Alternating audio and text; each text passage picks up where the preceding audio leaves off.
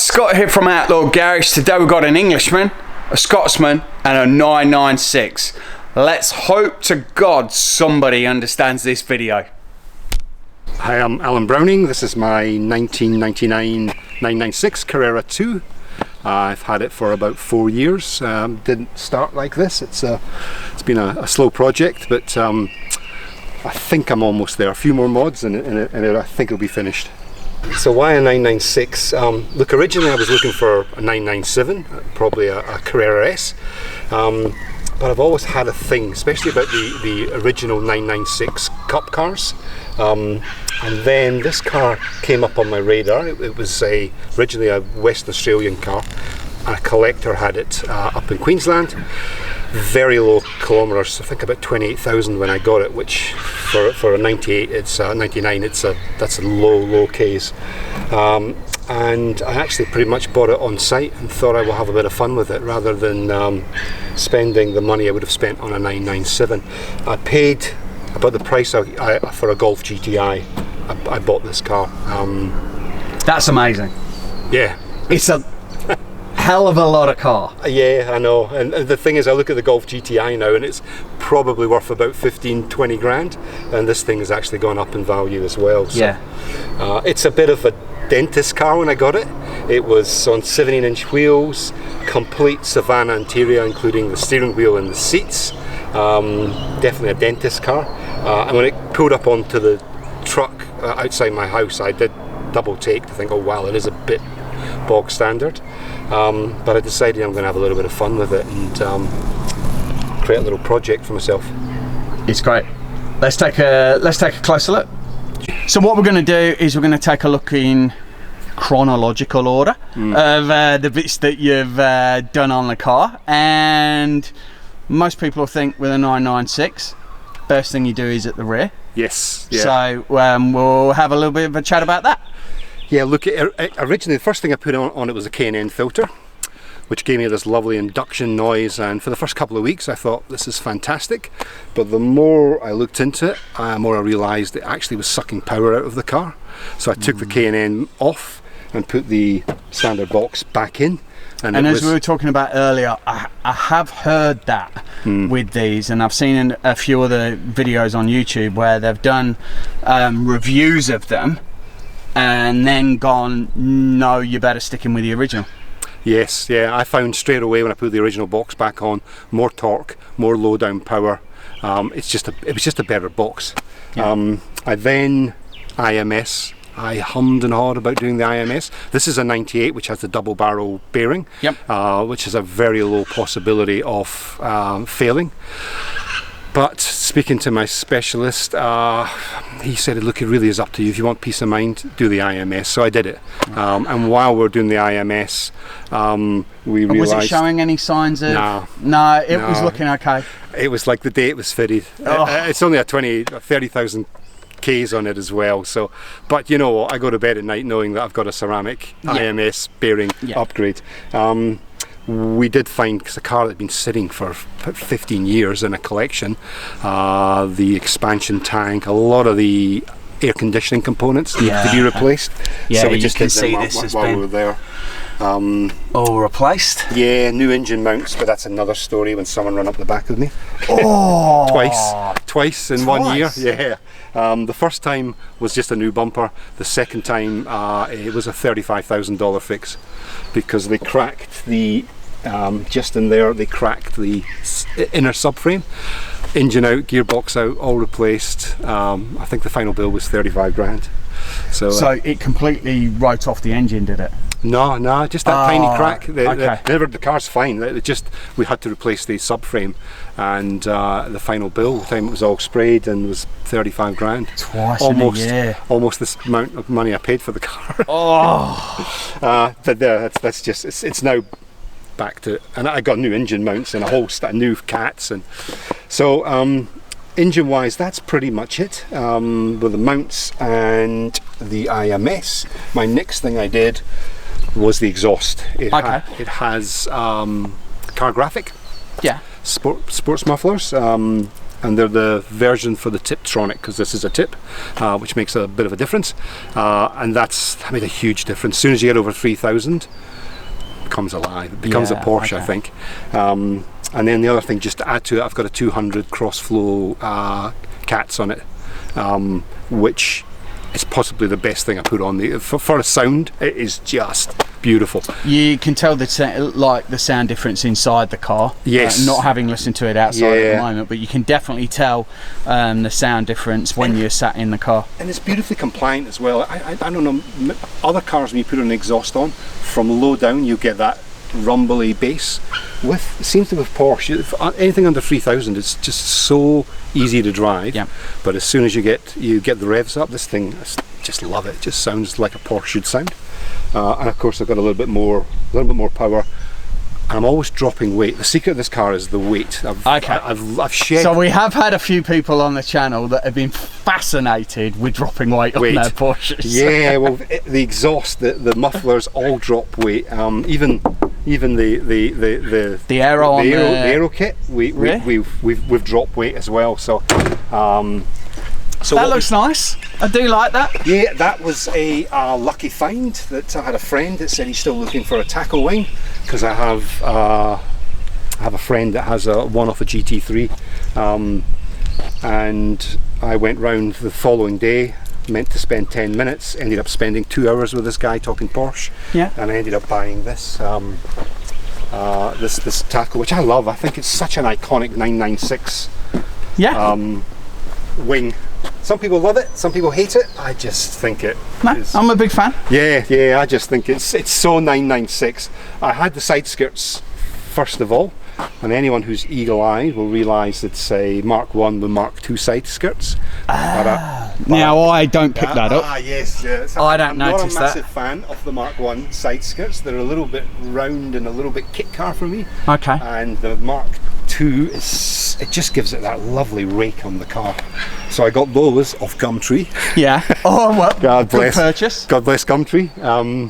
Yeah, again they were white. We had them sprayed. The rear wing, which I thought I'd never get, I managed to pick up. The only thing I had to buy from the UK from Design 911 was the front bumper, which is the GT3 front bumper, just to give it that aero kit look. Let's take a look at that. So the front bumper here, if we can kind of see it because of the light.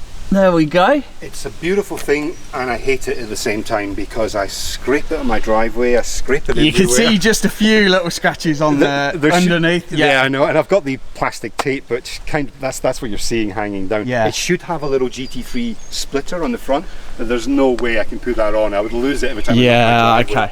But it just gives the car a little bit more aggression at the front. Yeah. And also it's got the cutout for the third radiator, which just gives it a little bit more air, I guess, aero into the for cooling. Yeah. Which is and once I saw that on, I thought, oh, perfect. And at the front again is the lights. The lights. I was going to point that out. The lights are a little bit the original. I've still got all the parts. I've got the original amber. They weren't me. I'm not a massive fan of those amber lights. So a good friend of mine who owns D Parts in Melbourne, Porsche Parts Company, Dan, sourced me a set of lights, and they're the halogen lights. And they literally plugged and played. We just pulled out the old one, popped in the new one, plugged it in, and boom, it worked. And I've upgraded the halogen lights. So it's nice when something works so easily. Yeah, it was I'd say a 30-minute, 40-minute install, and it just makes the car look just that little bit cleaner at the front. And I can see at night as well, which is an added bonus. Suspension was next. And I toyed about this. Do I put coilovers on? Do I not put coilovers on? I've had coilovers on a couple of my previous cars, found them very hard. And also, I'm not a track guy, so I wouldn't be playing around with the right heights or so I decided we went with Koni, SRT, Koni Sports, the new Koni Sports shocks, and I got Darren at Auto Coupe who set this car up. He takes full credit for the way it looks because he's just a genius at setting these up. So we had Koni shocks. Yeah, because it does sit very nicely. IBAC GT3 spec springs and IBAC GT3 spec sway bars. Okay. Had to think there, and they're set at a sort of middle rating. Transforms the car. It just in the twisties, the curves, when you're having a bit of fun, the car sits so much more flatter. There's no roll whatsoever. You have a little bit more commitment to go in a little bit later and come out a little bit quicker. And of course the I-back springs dropped at 30 mils, which is perfect, but we had a little bit of rub, so we've had to do a little bit of fender rolling, and we've got a little bit of negative camber on the back. Okay. But it's perfect now. It doesn't rub at It does. all. It looks really nice. And it sits really quite nicely. Yeah, the stance of the car's lovely. Yeah, that's important to me. I'm a big lover of stance of a car. If you get that right, it just, no matter what angle you look at, the car does look pretty good. And I think Darren's got it absolutely spot on. Could maybe put 5 mil spacers on the back, but nah, I think I'll just leave it. It rides so well. And I just put Michelin Cup Sports. No, not 4s. I couldn't get them because of the lockdown. There's none. So it's the 2s. But you know what? They're from my level of driving, I don't think I'd noticed that much difference. Maybe in the wet a little bit, but they're Michelin. Prior to that, they had Yokohama semi-slick. Yeah. Super scary in the wet, but in the dry, it was so sticky. And then obviously we've been looking at the suspension and how the car sits, but then we've got some Oz racing wheels on there as well. Yeah, these are, they used to run, I had lobster claws off a 997. They were 19-inch wheels, and it did look pretty cool, but it didn't quite ride right, especially in the corners. There was a little bit of, you could feel the car moving, because it was the 996s are not meant to run 19-inch wheels. These came up last year on Porsche Club in Queensland, and I snapped them up. They're OZ Algerita, I think they're called, and they're the HTL. So they're 7.5 kilos a wheel, and I think the lobster claws are about 14, 15. So just by putting the wheels on, I probably saved about 20 kilos. And there's the weight factor again, which all of a sudden starts to empty your pockets. It does, it absolutely does. What was it Carroll Shelby said? If you can't add more power, lose weight. And he's absolutely right. The car is just so much quicker now. And it's one of those things that people kind of start to get a bit carried away with, and all of a sudden you're spending a lot of money on some weight. Yeah, and I've not even, you could go down the carbon fibre path. Now that will empty your wallet rather quickly. So that brakes. It's got a fast road and track rotors and pads. I think they're EBR. It's a company in Melbourne actually that sourced them. I'm really happy with them. They are super sticky and they don't squeak. So all round. I did that myself. I did the rotors and the brakes myself, which I was quite proud of. Yeah. Until I went to Darren, my specialist, and he says, "Good job. You've just got them on the wrong side." I got 10 out of 10 for effort, so he swapped them. But again, you can do that in these cars. They're not. If this was a Ferrari or another exotic, you just wouldn't touch it. You're not doing but with a 911, you can roll your sleeves up and have a crack. So yeah, I think that's everything visually from the inside and from the out. Oh, one other little thing which I'm pretty proud of. Windscreen wiper delete, which is a must. Okay. But I did it properly. It's you can get the plug. Yeah. When I was getting this fixed with the lady around at the back of me, I got Patisse's to properly fill it in. So there is no. So there, we noticed that. Yeah, it looks like a factory option, which I don't actually think that was an option on these cars. Yeah. Unless you bought a GT3. So I just thought, while it's in, let's get it done, and I'm glad I did. It was. That's a nice little touch. Yeah, a couple $100 they charged me for it, and I love that. It just makes the car that little bit more unique. Okay, so we're in the car. A few differences here from your standard 996. Yes. It was Savannah was not my choice, but the car came with Savannah, and I have to say it has absolutely grown on me, and I probably wouldn't change it. I think it's part of the character of the car, but there was a lot of Savannah when I got it. It had standard seats and the Savannah steering wheel. I was lucky that it was optioned with this, I don't know, it's like a dark grey. It's really quite nice actually. It's like a metallic-y. Galaxy? Yeah, it really is quite nice. I'd say Galaxy kind of. It broke up the colour. The first thing I did was I always loved pole position seats. I've always fancied a set, and last year I went through. There's a company down in Moorabbin they're a Recaro specialist, and I ordered.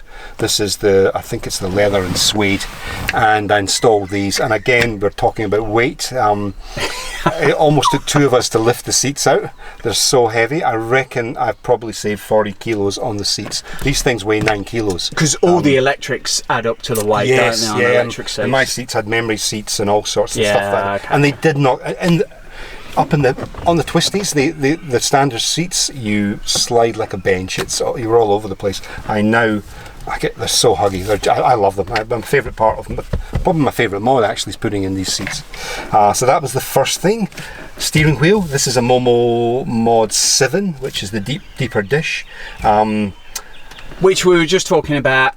Common mod on a SC Carrera, on an air-cooled car. Luftcar, a Momo steering wheel is like everybody's got one. Yeah, well. However, on a 996, it's a little different. Yeah, I have a friend who's a killer 964, and he has a beautiful Momo steering wheel. And when I sat in that car and put my hands in it, I thought, oh my gosh, I've got a few friends that have got them.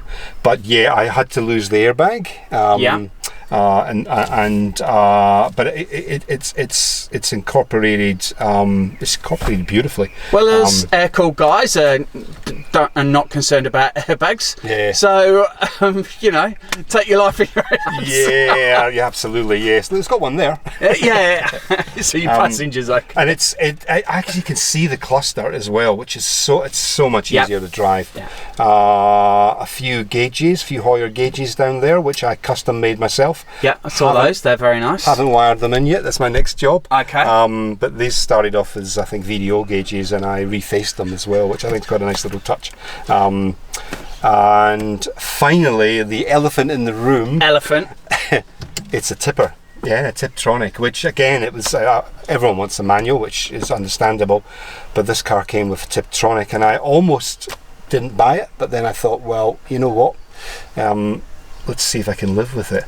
Well, you got it for like a hell of a price. I did, yeah, very, very. I don't think there was a lower mileage car probably available, but the car does sound beautiful. So we will try and get some footage of you gently cruising through just below the speed limit, just so that we can hear the car. But the car sounds absolutely fantastic. So, and just as a point. What I do find is that people who have got Tiptronics, and I've got a friend in Dubai, Holger, who has a 993 Tiptronic, uses it on the racetrack all the time, also has a fascination about losing weight. Yes, I don't know if that's like, AA or something like that. You can join a group for that. Yes. But it's a funny thing to watch. Yeah, that's that weight thing. And how'd you find the Tip? Yeah, look, I was totally surprised. I don't know. I think I was expecting the slush box. It is actually quite a sophisticated box when you learn how to use it. Yeah. And of course I fitted these. It's a Japanese company called Workspell, and they actually specialise in the Japanese version of the DTM, Japanese touring cars. They do all the paddles for those, and a lot of drift stuff. So I fitted these. They're carbon fibre, and they've got 20 mils of play or 10 mils of play. Nice clicky noise. Transforms, because they used to be up here, which was ridiculous. It just transforms the way the car drives. Were they easy to fit on the car?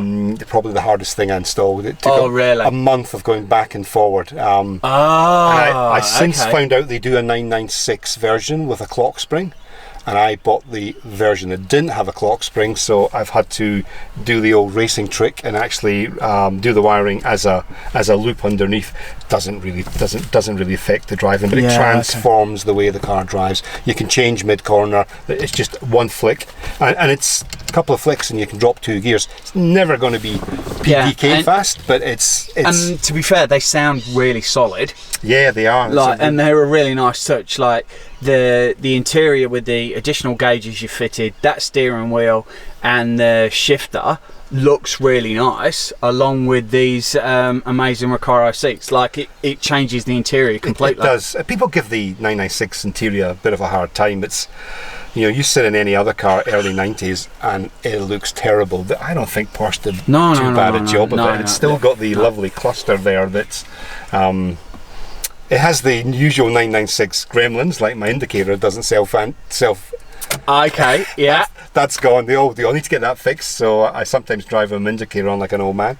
But that's it. I thought about a roll cage in the back. I don't know. I think that's maybe just a little bit too extreme for me, but who knows? I think I'm done. I don't think there's much more for me to do with the car. I think the exterior looks absolutely fantastic. The wheels really suit the car, and then the bits that you've done with the front lip and the rear suit it perfectly. Those lights are really nice, and then what you've done on the interior, your car and those elements are, I think that steering wheel and the assembly for the gear shift, that's really cool. Yeah, thank you. I appreciate that. It's been a 4-year project, and I'll retire with this. She's a keeper. I don't think I'm ever going to sell her. And she's not a bad weekend toy as well. So no, and we are kind of looking around at. We might purchase a water-cooled Porsche at some point, and it's nice to see elements like this, because you know, you wander around and pinch people's amazing ideas, and honestly that's brilliant. Yeah, it has been a pretty I'm pretty happy with that, with certainly with this upgrade with the wheel and the because you could tell when you were driving it, you just felt so comfortable with it. Yeah, yes, yeah, and it has a little bit of a race car feel to it as well, the way that gear, which is quite a nice touch. But you can still, because it's a Tiptronic, I can take this into the city and it's just a doddle to drive. You know, but as soon as you get out onto the twisties, it's a different car. And look, we did a video with a 993 the other day, exactly the same comments. So you get that Porsche design element all the way through it, where it's the low revs, just wander around and then she's fine, and then you just hit that 3,000 plus revs and she jumps into sports mode, and everything's back to life again. Look, it'll never be as good as a manual, but it does get a bit of a hard time, the Tiptronic, and then people drive it. I actually have a friend who drove a Tiptronic last year and was pretty impressed actually how it drove. It's good fun. I find when the car's been driven, because the Tiptronic has it kind of wakes up, doesn't it? It does, yeah. It knows when you want to have fun. Yeah, and it gets used to your driving style.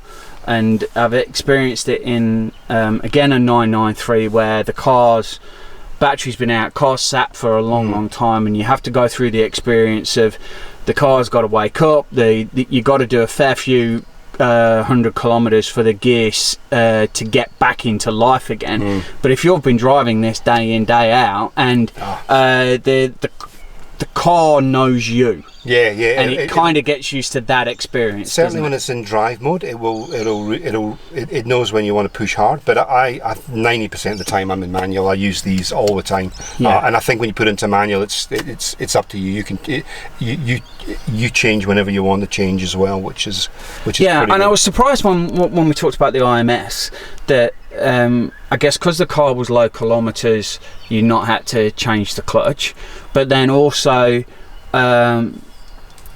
often on a manual car the clutch will wear a little bit better than on an auto. You know, and but on this it was no problem at all. I think they get a bit of a bad reputation because of the IMS and a little bit of bore scoring, and then the headlights were such a transformation from the 993, 964 and that era. However, and that connection with the Boxster as well, having the same lights as the Boxster, is how dare you, this is a 911. But it's a flat six, and it's a Porsche, and it will always be a 911. 100% 911. And it's inherent in everything that it is. It's a lovely car.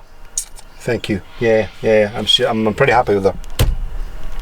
Well, we hope you enjoyed the video with the 996. Loads of really cool upgrades on it. Especially love the steering wheel and the Tiptronic upgrade to the paddle shifter. That looked absolutely brilliant. If there are any dentists watching this video, please be kind to us the next time we see you, and we'll see you all with a new video very soon. Please like, subscribe. Catch you later, guys. Bye.